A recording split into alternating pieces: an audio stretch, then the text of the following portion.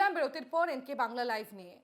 টানা বৃষ্টিতে জলমগ্ন মালদার একাধিক ওয়ার্ড, 13-14 নম্বর ওয়ার্ডে একাধিক বাড়িতে জল ঢুকে গিয়েছে। হাঁটু জল একাধিক রাস্তায়, চরম সমস্যায় রয়েছেন সেখানকার মানুষ এবং নিত্যযাত্রীরা, স্কুল পড়ুয়ারা।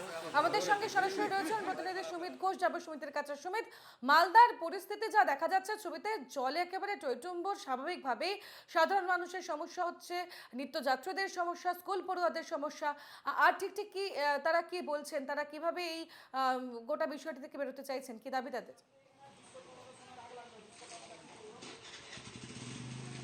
দেখো, আমি এই মুহূর্তে দাঁড়িয়ে রয়েছি পুরাতন মালদা পৌরসভার 13 এবং 14 নম্বর ওয়ার্ডের মাঝ বরাবর এলাকায়, কর্মকারপাড়া এলাকায়। এবং তোমাকে বলবো, টানা দুদিনের বৃষ্টিতেই এই অবস্থা, তাহলে তো সামনে বর্ষায় রয়েছে একটা বড় প্রশ্নচিহ্ন। তোমাকে আমি ছবিটা দেখানোর চেষ্টা করবো। কোথাও হাঁটু জলে পরিণত হয়েছে, আবার কোথাও বাড়ির ভিতরে জল ঢুকে পড়েছে।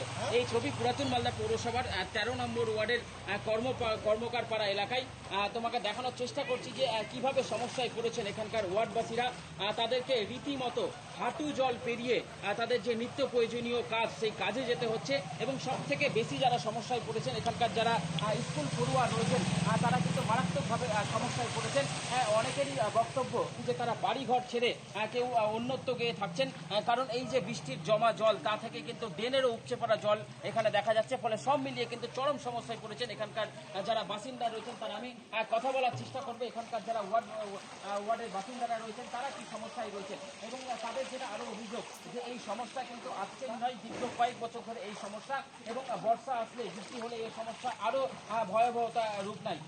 তার ফলস্বরূপ কিন্তু আমরা দেখলাম শুধু টানা দুদিনের এই বৃষ্টিতে কার্যত জলমগ্ন এই দুটি ওয়ার্ডের একাধিক এলাকা। একটু কথা বলার চেষ্টা করবো যে কি অবস্থা, বলছিলাম কি অবস্থা, কি বলবেন?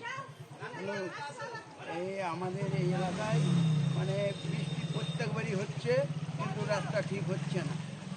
আর এটা মানে 7-8 বছর থেকে এরকমই চলছে, কিন্তু চেয়ারম্যান বলছে এই ঠিক করবো, এই হচ্ছে, হয় না।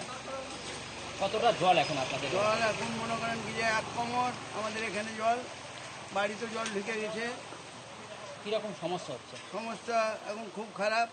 বেশ, অর্থাৎ তার বক্তব্য অনুযায়ী 7 থেকে 8 বছর ধরে এই সমস্যা চলছে, তবু এই সমস্যার কোনো সমাধান নেই।